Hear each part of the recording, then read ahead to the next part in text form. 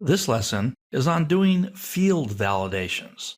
Now, in a perfect world, our users would always fill in all the information that was needed, that we asked for. They would always fill it in perfectly.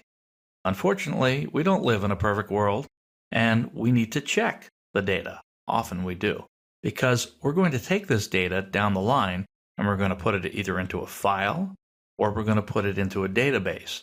And not all data should be allowed in to the file or the database. So this is a judgment call. It depends on the business needs, on what validations that you actually do. I'm going to go through and show you some of the validations I put in this form and then show you the code on how I did it.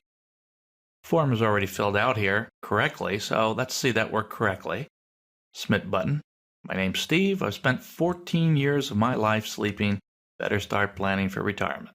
We've seen that before. Now, let me take all the data out, all the fields. And I hit the submit button. You must enter a first name. Go back and try again. Now, I could have checked for everything all at once and given a report that all the fields were empty, but I chose to do one at a time, and I'll show you how I did that. Put the name in here now. Submit the information. It says you must enter the hours you sleep. Okay, be that way. I'm going to put in 6, and I'm going to accidentally hit a G. My finger just slips and hits the keyboard. So I hit submit, and it says, well, the hours you sleep must be numeric. Not numeric because there's a G in there. Let's go take the G out. Submit the information again. Now it says birth year, so it's checking for birth year. So I think, oh, it means 2-character birth year. So I put 56, and I accidentally put a space after the 6. Submit information. It says that the birth year must be numeric. Well, I thought it was numeric because I thought I entered 56. But look what I did here.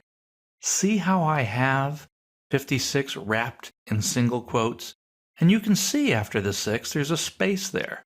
Without putting it in single quotes on the display, I wouldn't notice that necessarily. I would see just 56. And I would think, that's right. There's nothing wrong with that. That's numeric. What's the problem? But by having it in single quotes like this, it helps me see what the computer sees. Let's go back. I'm going to take the space out. Hit submit. Must be exactly 4 numbers. Okay, they want a 4-digit year. So I'll put in the 19. Hit submit. All right, life is good. We're back to a correct running of the program. But I didn't get to do that until I went through all the field validations. Let's look at the code now. All right, this is the HTML. Same thing as always, field names, hours slept, birth year. Go over to the PHP. Now, collect the data. Let's look at the first if statement. So here is the empty function. You haven't seen the empty function before. The empty function looks at what's between the 2 parentheses. It looks at the variable and sees, is it white space? Is it like blank? Does it have just tabs in it? Does it have something that you can't see? And if it is empty, that's something we don't want. So we're going to go ahead and print out an error message. Must enter a first name. I used a break, then to go to the next line and go back and try again. Now, I took the approach here, just to be simple, to print out the rest of the form, the end of the form, the end body tag and the end HTML tag, and then another PHP function called exit. That basically ends the program, gets out of here, doesn't do any more code. But this gives a more clean ending to the web page that gets sent back to the browser before I quit the program with exit. So if we get past that, we come down to hours slept. Are they empty? You saw that. I ran it once. They were empty. Same kind of thing as above. Go through and exit. Now, look at the else here. If it's not empty, I then consider, is it numeric? Or more appropriately, is it not numeric?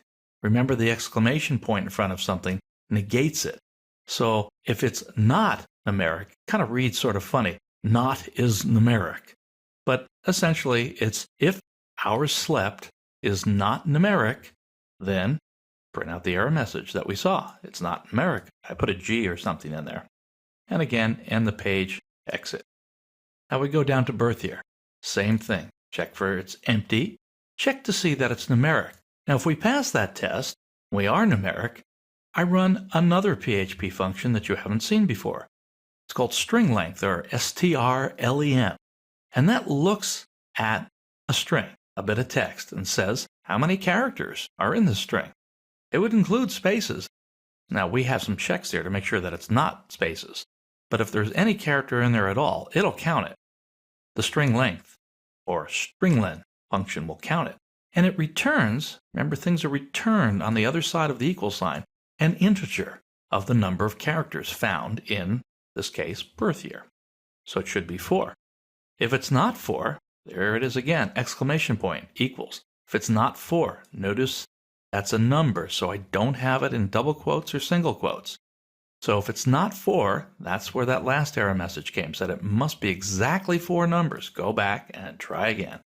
So notice again how I have code indented, the beginning and ending braces here, and I can very quickly see the structure of the program and that I haven't missed one of those.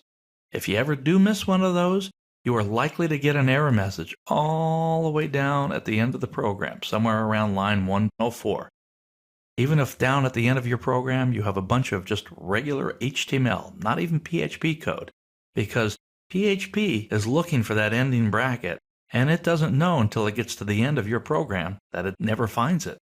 So if you find an error message that points you to the very end of the file, that's the thing you got to go looking for, a unbalanced left or right curly brace. So that ends the lesson on validations.